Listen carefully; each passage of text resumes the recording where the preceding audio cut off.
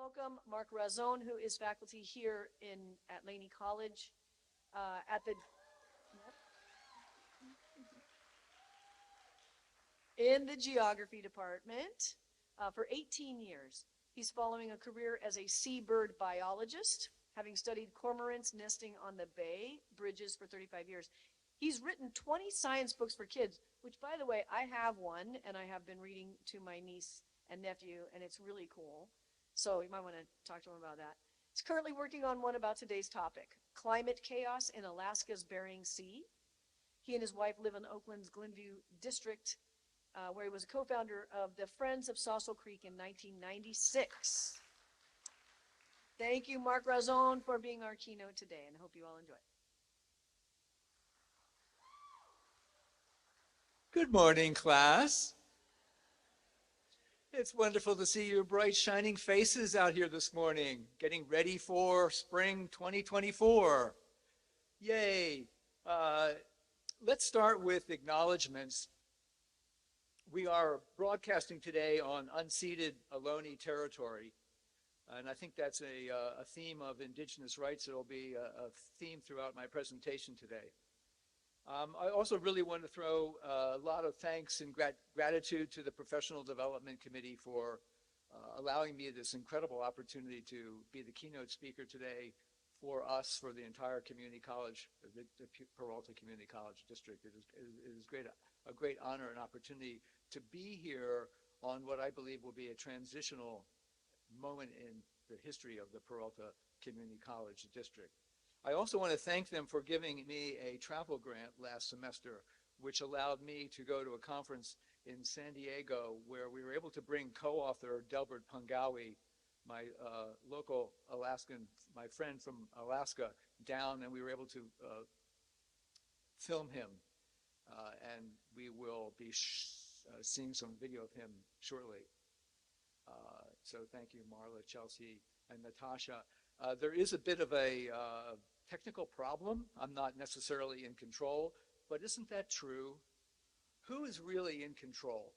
It's only this illusion that we have this capacity to be in control. And I think that's going to be the existential message of this entire talk. This talk is, oh my God, there I am. This talk is in ArcGIS, which is a new technology. It's sort of a scrolling, and we'll look at that.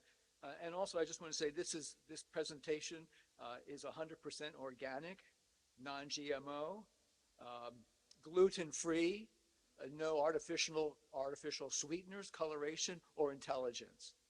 This is the real McCoy. So if we can get our first scroll up.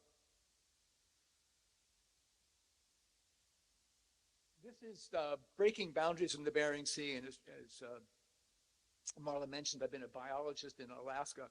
I wanted to also set the frame that I was given an amazing privilege by being a Stanford Fellow in the EPIC program, which is Educational Partnerships in Internationalizing Curriculum 2022, early 23. And so this is an outgrowth of that work. And I'm presenting today 4 modules of the curriculum that we're developing for community college students. They're going to be, since my background is in biology, particularly marine ecology, we're going to be looking at the Bering Sea of Alaska, the history, the energy economics, the ice ecology, and finally the psychology of trauma and healing. And we may not have a chance to get to all of that, but I do want to acknowledge that's what this is for. And if you have anything you want to contribute, we can talk about that later. I want this to be something that all community colleges have access to.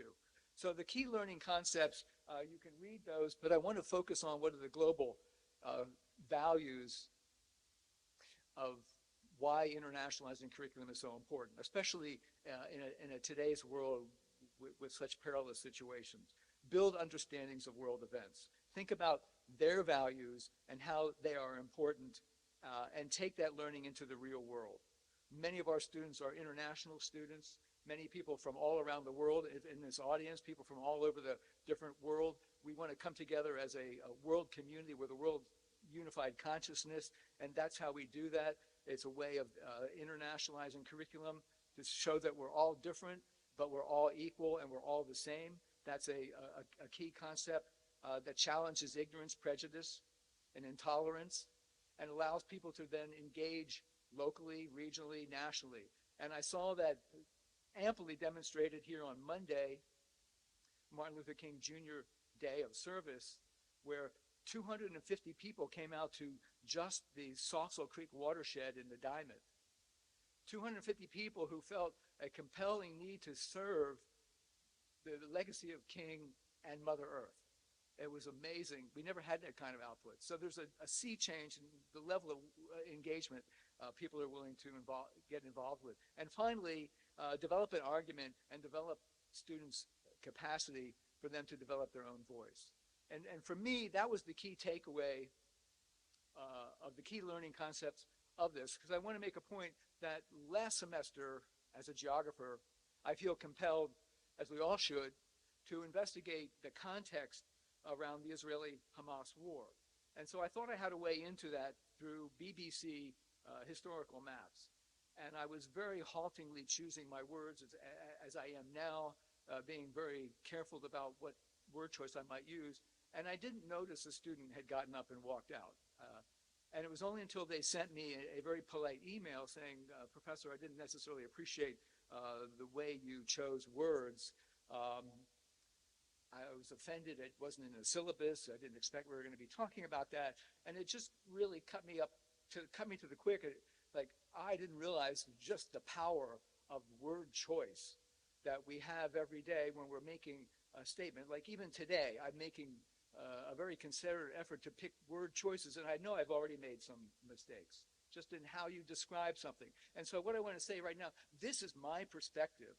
Only me and my co-author Delbert are presenting our perspective on a very complicated international situation. So if you accept that, that's just our perspective.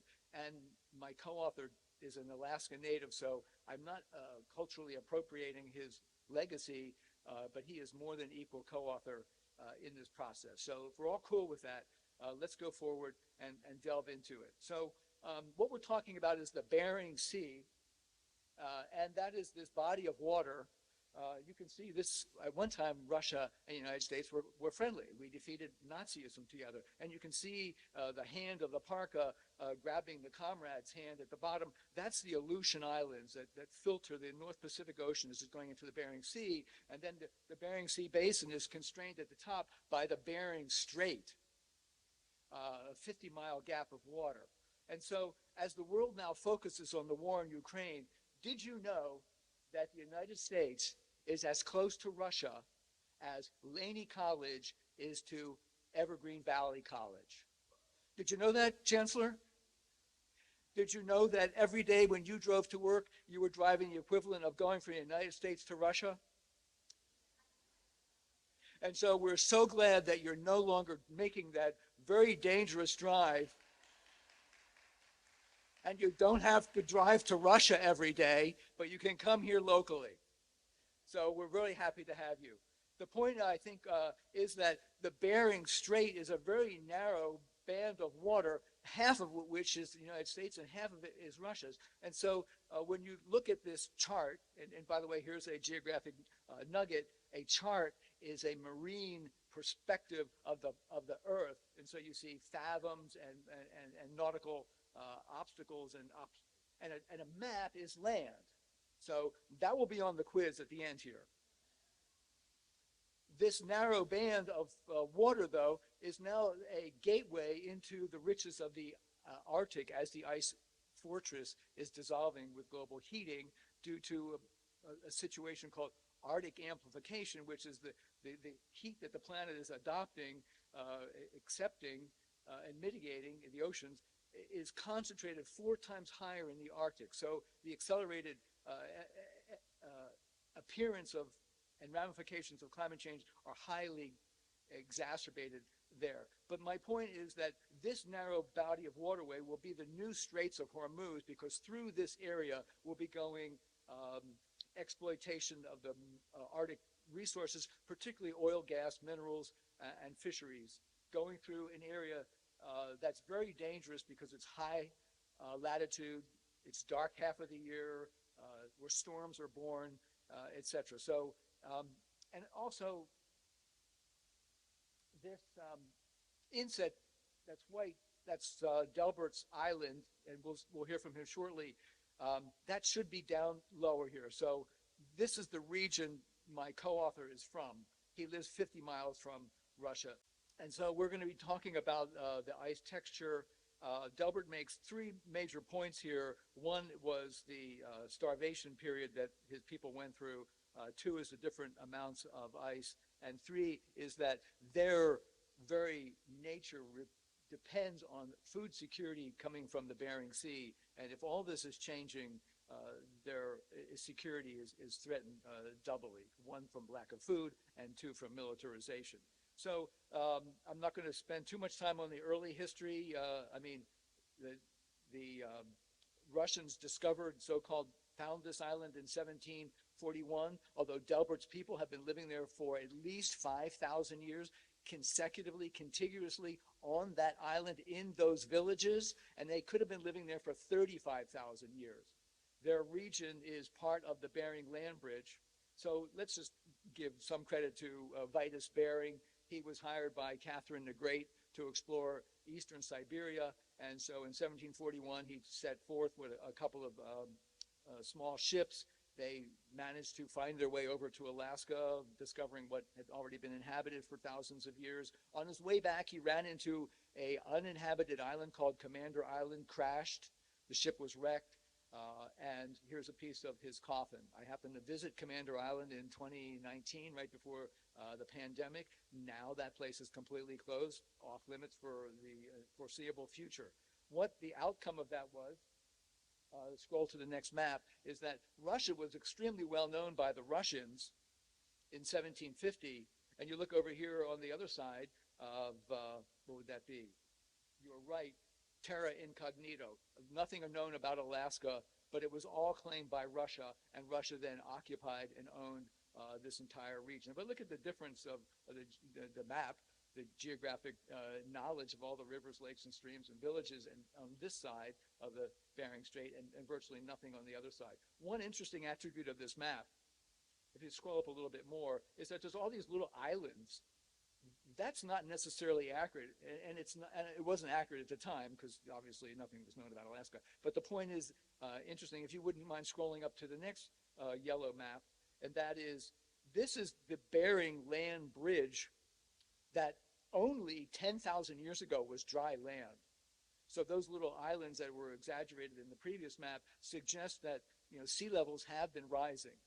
But since the last ice age, when the ice was locked up on the land, since it had evaporated out of the ocean and ice was all over the place, sea levels were 300 feet lower. The Farallon Islands, you could drive to them. So the seas have been rising since then, but the point is that was the unification of Asia and North America. That had happened many times over the last million years. Ice ages, there's been 7 of them in the last million years, but in the last 10,000 years, this is the beginning of the end of the Ice Age. And so Delbert's people and the animals, the mammals, the plants, had interchange of the Asian and North American continents for many years. But the humanoid people were actually accessing from Asia into North America about 35,000 years ago through this route. And they were able to, as you can see in the small inset there, colonize from the tippy top of North America, Utqiagvik, formerly Barrow, Alaska, down to Tierra del Fuego in that 35,000 year period. So that's the indigenous perspective of who were the hominid, the first humans in this particular region. Their people, and you may have seen the Burns documentary, The People of the Buffalo, was just out on PBS. Delbert's people are people of the walrus. The walrus was their food source. From the walrus, you got the hides, you could make rope, you could make boats, you could make tents, you could make houses, you could eat the walrus. But the walrus provided ivory as a major tool for people to use, and they made all kinds of utilitarian objects, combs, spoons, toggle points for holding harpoons. The ribs of the walrus are used for making homes. With the tool use, you can now go hunt whale. So these are marine mammal folks. And one of the highlights of that culture, contemporaneously with the Great Pyramids, was this carving of the Ogvik Madonna. So this is a completely sustainable culture living in harmony with the Creator and all of the gods that associated themselves with the Creator. And so this was a talisman that now is highly sought after by fine art collectors. It sells for hundreds of thousands of dollars. The sad fact is the gods failed this region in 1879 to 1880, when there was a tremendous famine, which was a terrible confluence of bad weather, bad ice, bad whiskey, bad germ, bad people. And it turned out that out of about 2,000 people on this island, 2/3 of them died. And with that, you lost the elders, of course, were the first to die, and they were the ones who had the legacy and connection to the ancestors. That was gone. So that began this sort of set of trauma with a complete disassociation from the old culture and a new culture coming on to the region that folks were having to cope with. One issue that I also have to shout out to my wonderful neighbor, Virginia Sherwood, who's 93 years old. She was the first Western child born on this island. She was my Oakland native neighbor, and she gave me access to her father's photos that he took of that region, because he was a teacher in 1930 on this island. And one of his best students was this man sitting down in the center. If you could scroll down to the next set of photos. You see, this is how ArcGIS works. It's a scrolling thing. It's rather facile, as you find out. The man in the center is Paul Sillick. And we've all had wonderful students in our career. Like, wow, this student's really going places. Well, in 1930, Paul Sillick was her father's, Leighton Smith's, great student. And he had such intellectual capacity that he realized that all the ancestor stories were on their way out. And so he gathered all those stories together and preserved them, the integrity of the ancestor stories. And so that's where, our contact with students, we don't know where our little seeds are going to be going. But in this case, he preserved the legacy that otherwise would have been lost. Let's just move on because we do have some time constraints. I have tons of stuff to talk about, so let's go forward. The point that Delbert's going to be making is that his culture was divided artificially by the Cold War, right? You got that road, that 180-degree line going right between the two cultures, and with the Cold War, his people were separated and could not visit his relatives on the Siberian side for 40 years. During Glasnost, if you remember, there was a big period of change in the with the fall of the Berlin Wall that allowed his mother's, grandmother's relatives to come over for like 2 or 3 visits. Now that has totally gone. And with the war in Ukraine, we are now in Cold War 2.0. Cold War 2.0. So if we could scroll on to Cold War 2.0 and look at the new political reality of this region. Would you please scroll past this? And can you go up a little, back. Okay, stop right there. So get ready to hit that arrow, that little blue arrow right there. Right there at the bottom of the page. Do we still have sound? No, we don't.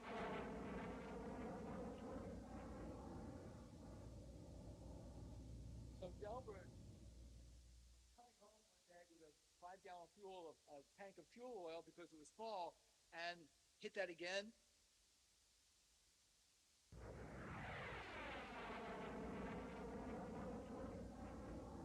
No, it was not the Blue Angels. Out of the blue came this F-18 jet flying right over his village and scared the daylights out of everybody because they did not expect that.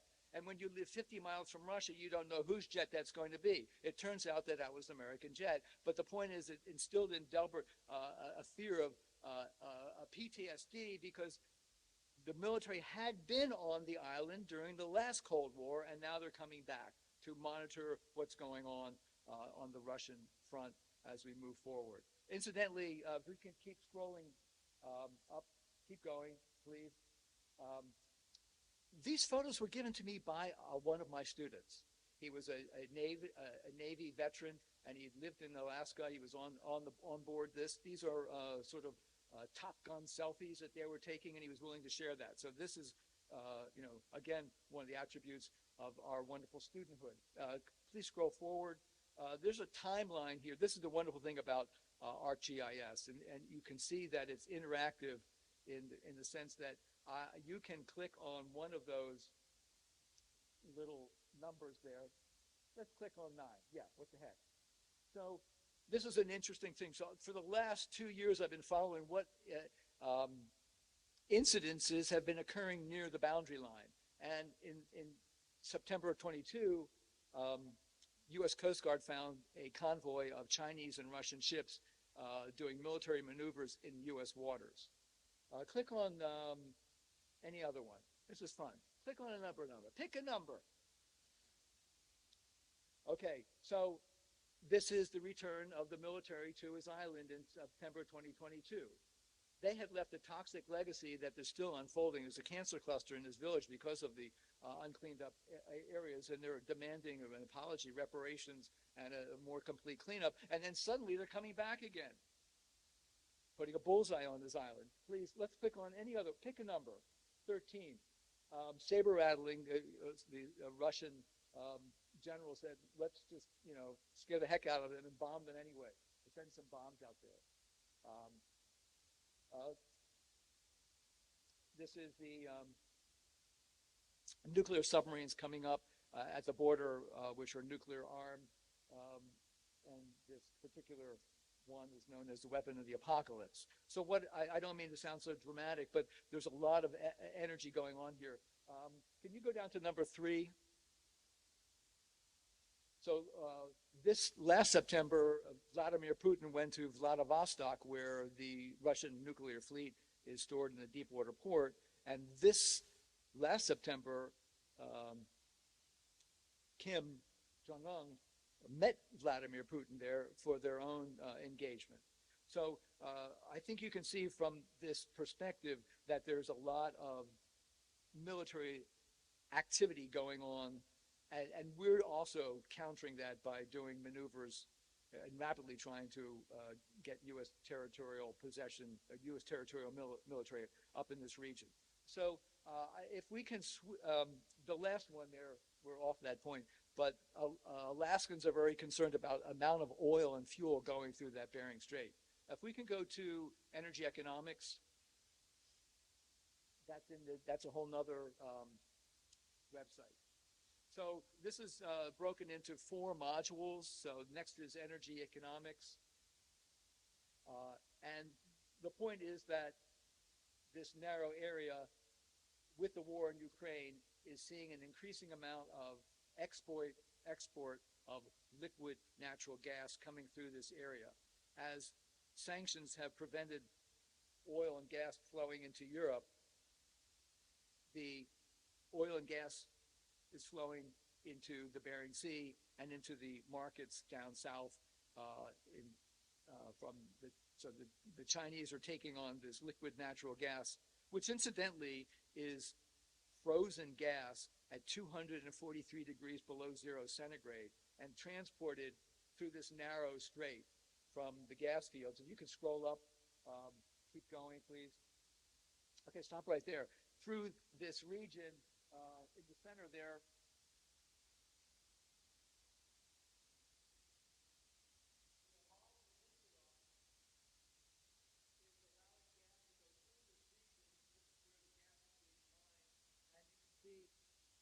with the lack of sea ice, with the access through the Bering Strait, this is now where the energy focus is coming through.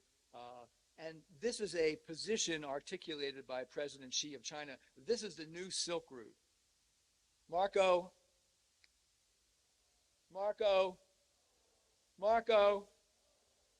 Polo was the first Westerner to go on the Silk Route from southern Europe to southern Asia. This is the new Silk Route across the top of the world, taking a shortcut. In into the Northern European markets and North American markets. So President Xi has articulated the new Silk routes. And scroll on, please.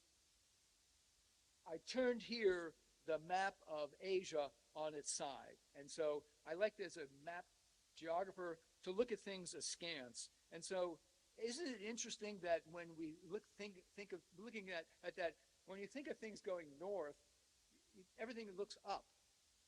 Incidentally, when you hear it's like, oh, that project is going south. Well, that's a really biased statement. What's so wrong with things going south, you know? But it's just a mindset. When I turn things up north, now when you look at the bulwark of Asia with a face up north, you see Hong Kong, now Chinese, China, Russia, North Korea, taking up the whole front of Asia with some democratic countries, kind of a small archipelago of the Philippines, South Korea, and Japan sort of blocking the access into the Pacific. Also on the far right would be the South China Sea, which is radically contested, and over here would be its counterpart, the Bering Sea, and then that narrow avenue into the Arctic Ocean. So with this point of view, I think this is a new worldview that Putin, President Putin, is articulating. Please scroll on. And that is a new world order, a multipolar world, not a U.S.-dominated world or a world of one or two countries, but a multipolar world where there's 3 or 4 units of energy, of political force. And you may never heard of the SCO, that is the Shanghai Cooperative Organization. That will be on the midterm, so I hope you get working on that paper right away. I don't have time to go into that, but it is the biggest thing you've never heard of. Please, let's move on. No light between this relationship. So let's go on, please. Same thing lately, Kim and Putin have met. Now we're seeing missiles. And then let's stop right there, the body language of our own current relationship. So this is just again, my own perspective of things I've been able to grab off the internet. I'm not saying this is bona fide reality. It's just my take on things. So let's quickly go on to the, okay, stop right there. The reason we're able to do this, we, not me, them, whoever they are, atomic-powered nuclear submarines that are 400 feet who can travel through this ice that's rapidly melting. What is that? 20 knots through 3 meters of ice. So these icebreakers, and major fleet of those on the Russian side, keeping the ice open so that you have more access. Fall comes later, spring comes earlier, and these icebreakers are coming, now they're going through the ice in the dark, they're potentially risking oil spills, they're throwing trash, they're now shining light, they're dismembering migratory pathways, and ultimately, I'm getting back to my perspective, challenging and threatening the food security for Delbert and his folks. Okay, I want to focus now on ice. If you could get out of this, and go into the ice ecology one. Chelsea, where's my time? Huh? 10 minutes? Yep. Okay, so I want to finish up with looking at the ice ecology, and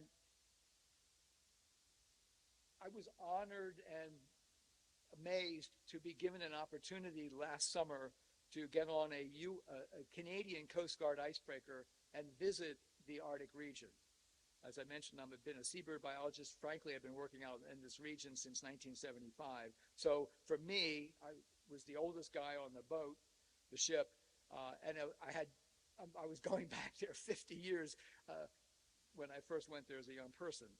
So it was an incredible privilege to be invited to go on this expedition, and I'd like to take you on what it's like to go on a Arctic expedition where we're looking at these particular ice ecology issues. So the crew, again, was a Canadian boat, Some people were from University of Maryland, Clark University, University of Victoria, and a lot of grad students.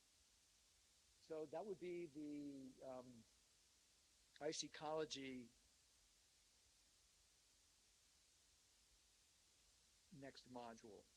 When I was 18 or 20, I guess I was 20, because I just had a newly minted biology degree, and I was in the right place at the right time. I was in Alaska. I got hired, and I went out on this ship in 1975, and then to be able to go back in 2023 with a whole different perspective and see how this whole ecology has shifted, and just to be part of a youthful group of young scientists, it really made me really happy that that was something that we could get going.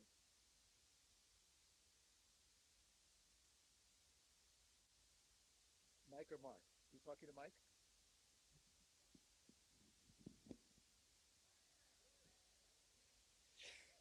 Well, while we're waiting here, I would like to recite a small poem.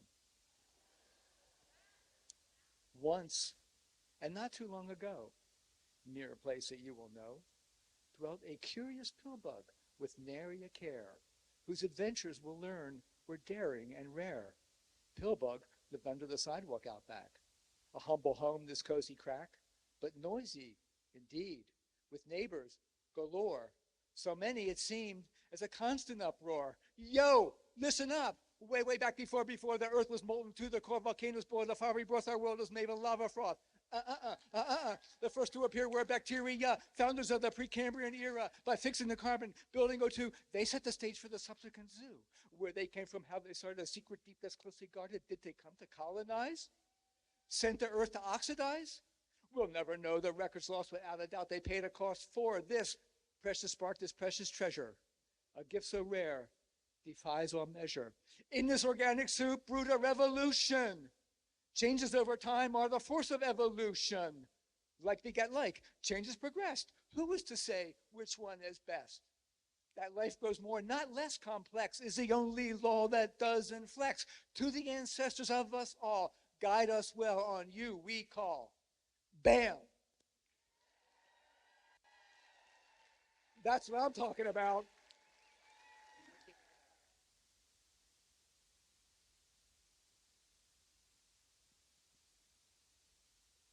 There we were, 3 against 1,000, surrounded by sharks, when out of the blue came. This is a story we're all having, this evolutionary story, you know, like pass the story down. Okay? So out of the blue came the citizen. And what did the citizen have to say? I have no idea. They ask questions. Yeah. Like, oh my gosh, what are all these orcas doing? What are all these orcas doing? Why are you breaking up my ice? Why are you breaking up my ice? I want some ice water. Where are the seals? Where are the seals? I'm hungry. I'm hungry. I get it. Orca eating seals? Yeah, I'm hungry too. Okay.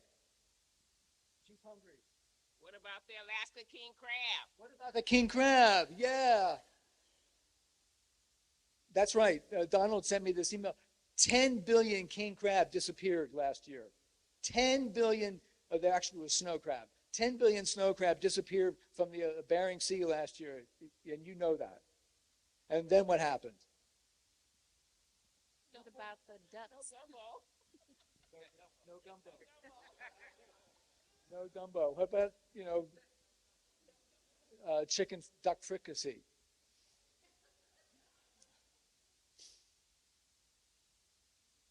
Well, I think the upshot of this trip was that things are moving north, and I guess I don't need the slides for this. The fact that the ice is melting means that there's not a, well, many people don't know this, that when salt water freezes, only fresh water freezes, because salt water can't freeze. So when the ice freezes, it turns into fresh water, and the cold water the highly concentrated brine sinks to the bottom of the ocean and forms a cold pool at the bottom of the ocean near freezing. And that acts as a thermal barrier that prevents animals and fish from, particularly fish, from moving north. When the ice is freezing, it also is a layer that is a holdfast for algae to grow.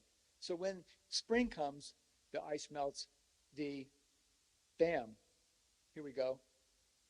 I'm way ahead of you, so keep scrolling up. Keep scrolling. Let's stop here. Here's where the seals are. This cruise took me up to the edge of the ice, and I was amazed to see a pod of walrus. It was kind of the height of my life and career to see this. Keep scrolling, please.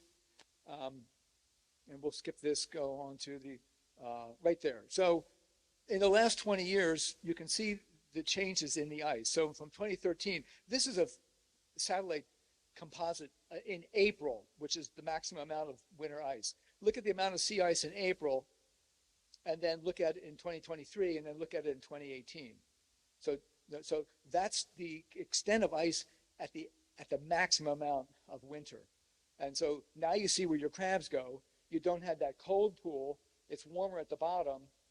And that's in 2018. And that's Delbert's Island right there. So that means they don't have access to go out onto the ice to hunt. Let's look at the next slide right there. This is the amount of sea ice over a 40-year period in December. And look at that trajectory. That's going to take you out to about 2050, where there's no more sea ice down to the extent. So the entire ecology is changing. Scroll, please, to this graph coming at the bottom of the screen. This is what I was talking about. This is the way the ice was in the last century. The ice was much wider. It allowed fat-rich animals access. The basic idea is that there's not as much fat in the ecosystem, and so the system is changing. The 21st century, less ice, less holdfast, less opportunity to feed the creatures, and it's a whole ecological shift. And that's what I was getting at when I was on my cruise. We could see that. There was far fewer of different types of animals that I was expecting, far fewer sea lions and birds, fewer whales. And let's go on to the next. Okay, so I want to show a few more videos here. How much time do I have? 10. Okay, so let's look at the first one, please. This is what it's like on the cruise ship. Research ships like this Canadian Coast Guard icebreaker in July 2023 have been repeatedly collecting data from the same general areas called distributed biological observatory points for decades, so patterns and changes can be detected and documented for the record. Okay, so let's skip this next one and go right there. So before we do, I teach lab, and we go out and we collect water samples, and we look at dissolved oxygen, how much salinity, what is the acidity, what is the temperature, and that's exactly what we do here at Laney, but this is what this ship was doing here. And so the grad students then hit that, take this into the lab. And then we're looking here particularly at dissolved carbon.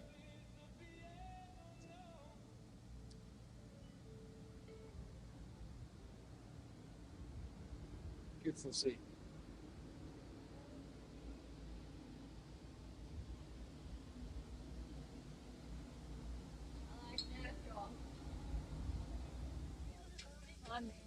Measuring, it's called chromophoric dissolved organic matter. So it's the dissolved organic matter that you can see visually.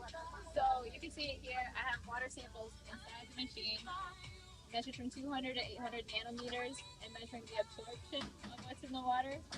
And depending on where different peaks are, we can say things like whether it's sourced terrestrially or in the water. if it's been bleached from UV rays, what's in it, things like that. I was just reading Karen's paper about terrestrial carbon not being as absorbed in the ocean as oceanic carbon. That's an interesting idea. Yeah, you should talk to Karen about it. She's over here. But with permafrost thaw terrestrially, it's thought that, and also with increased precipitation and less snowfall, more is rain, less is snow, it's likely the river discharge will increase over time. And with permafrost thaw, you're essentially also re-entraining a carbon store that's been locked away in the soil column for tens of thousands of years, right? I mean, some of the carbon that they're dating that comes out of their 30,000-year-old carbon, and you're taking it out of the freezer and essentially, re-entraining it into the contemporary carbon cycle. So, some of the big questions are, what's the future fate of this carbon? If we could stop that, that'd be right. I mean, you sort of, in a way, you can think of that. She's saying a very important thing in that we could stop burning fossil fuels today, but the melting of the ice and the permafrost is releasing this ancient, only 30,000-year-old carbon that has been sequestered since the last ice age. So while we're burning 300-million-year-old carbon, the 30,000-year-old carbon is on its way out into the ecosystem, and that's what she's talking about. And so with that, I just want to shout out to Delbert for being willing to share his family history. And he mentioned something really important in that last day. His grandfather in 1983 said to him when he was a young man, "Son, there are going to be major changes coming to your environment, to our Arctic world. Mother Earth is going through a major transition. And I won't be here, but I want you to take this message forward." And so when I blindly reached out to Delbert, he was very receptive because we are bringing this message forward together. And so that's the whole idea of this curriculum, and for us as educators to bring this information into the next generation. And it was through his generosity that made this such a compelling story today. So I thank him, and I thank you for listening and your patience in this issue. Thank you.